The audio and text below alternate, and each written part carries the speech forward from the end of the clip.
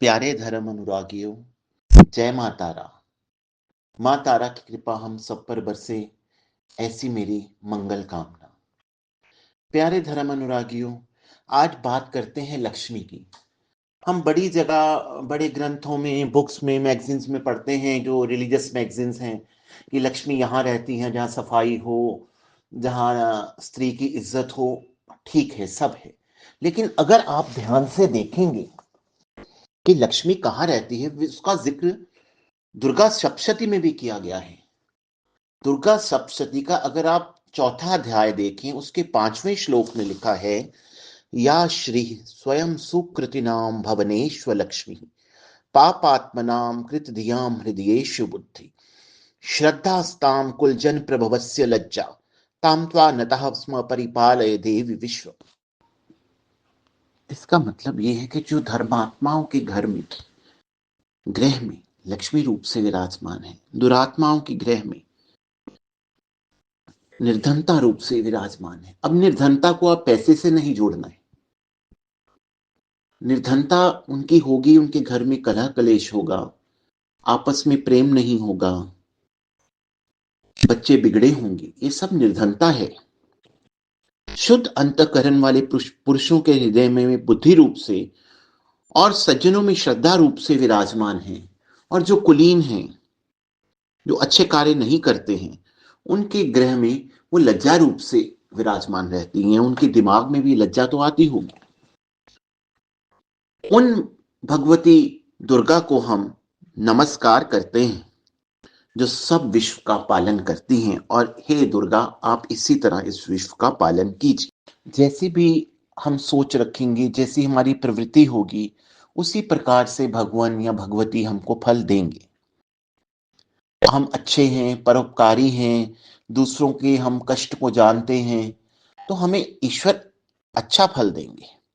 वो हम पर सदा आशीर्वाद रखेंगे, नहीं तो नहीं रखेंगे। अगर आप शंकराचार्य जी को भी उनकी रचना देखिए, अष्टलक्ष्मी स्तोत्र, उसमें भी लक्ष्मी का जो वो वर्णन करते हैं, सिर्फ पैसे से उसका लेना देना नहीं है।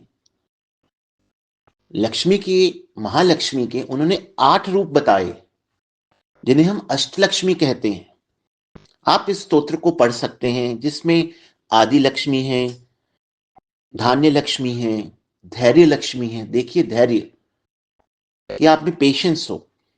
गज लक्ष्मी है, संतान लक्ष्मी, जिसके घर में सुपुत्र या सुपुत्री है, वो संतान लक्ष्मी के रूप में रह रही है वहां।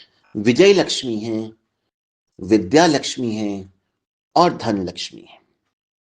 इन रूपों में महालक्ष्मी विराजमान रह सकती हैं। लेकिन आप अगर सत्कर्म से हटे, तो वही लज्जा रूप में, या वही निर्धनता, निर्धनता किसी भी तरह की हो सकती है, बीमारी हो सकती है, घर में कलह क्लेश हो सकता है, बच्चे बिगड़े हो सकते हैं, और रह सकते हैं। प्यारे धर्म अनुरागियों, हम बात कर रहे हैं श्री यंत्र की और महालक्ष्मी यंत्र की। श्री यंत्र की कुछ सालों से बहुत महिमा हो रही है, और बहुत से ज्योतिषाचार्य इनकी महिमा गाते हैं। श्री यंत्र की बहुत महिमा है, पर मैंने ये देखा है कि मोस्ट ऑफ द जो पीपल हैं, उनको श्री यंत्र का एग्जैक्ट पता नहीं है। श्री यंत्र महालक्ष्मी का यंत्र नहीं है। श्री यंत्र षोडशी माँ या त्रिपुर सुंदरी माँ, जिनको हम कहते हैं, उनका यंत्र है। ये एक श्री विद्या है। इसका लाभ उन्हीं को होता है जो श्री साधना करते हैं, श्री विद्या की साधना करते हैं, माँ त्रिपुर सुंदरी की साधना करते हैं। मैं ये नहीं कह रहा कि इस यंत्र से धन लक्ष्मी नहीं प्राप्त होती, होती है, लेकिन किनको? जो श्री साधना करते हैं। दूसरा यंत्र होता है महालक्ष्मी यंत्र। ये यंत्र भी उतना ही कार्य करता है, लेकिन इसमें आपको महालक्ष्मी का पूजन करना है। अगर आप श्री यंत्र के सामने मां त्रिपुर सुंदरी के मंत्र करेंगे, तभी वो आपको धन से लाभ देगा। और महालक्ष्मी के आगे तो आपने कोई भी महालक्ष्मी का मंत्र आप कर सकते हैं, जैसे श्रीं श्रियै नमः, ओम श्रीं ह्रीं श्रीं कमले कमलालये प्रसीद प्रसीद, श्रीं ह्रीं श्रीं ओम महालक्ष्म्यै नमः। आपको ये जो मंत्र करने हैं, ये कौन-सी माला से करने हैं? आपको स्फटिक की माला से करने हैं। नहीं तो आप कमलगट्टे की माला से भी महालक्ष्मी के यंत्र के आगे मंत्र कर सकते हैं।